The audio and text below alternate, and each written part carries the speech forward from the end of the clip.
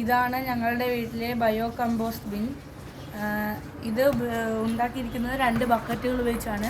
ഒരു ബക്കറ്റിൻ്റെ മീതെ വേറൊരു ബക്കറ്റ് വെച്ച് MC വെച്ച് ഇവിടെ ഒട്ടിച്ചിരിക്കുകയാണ്. ഇവിടെ ഒരു ടാപ്പും ഘടിപ്പിച്ചിട്ടുണ്ട്.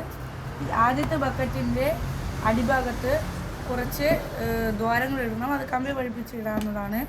അതിൻ്റെ മുകളിലായിട്ട് ഒരു നെറ്റും വെക്കണം. നെറ്റ് വയ്ക്കുന്നത് പച്ചക്കറി വേസ്റ്റ് അടിയിലത്തെ ബക്കറ്റിലേക്ക് പോകാതിരിക്കാനാണ് നെറ്റ് വയ്ക്കുന്നത്.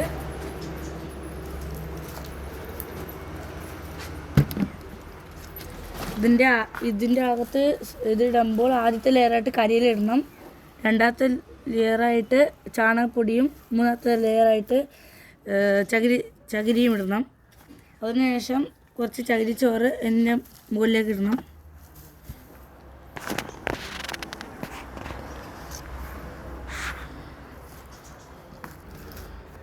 അതിനുശേഷം നമ്മുടെ വീട്ടിലെ വേസ്റ്റൊക്കെ ഇതിൽ ഇടാവുന്നതാണ്.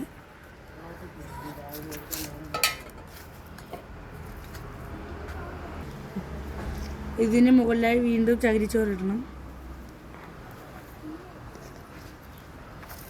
ഇതേപോലെ ഓരോ തവണ ഇടുമ്പോഴും ചകിരിച്ചോറ് ഇതിൻ്റെ മുകളിലേക്ക് ഇടണം.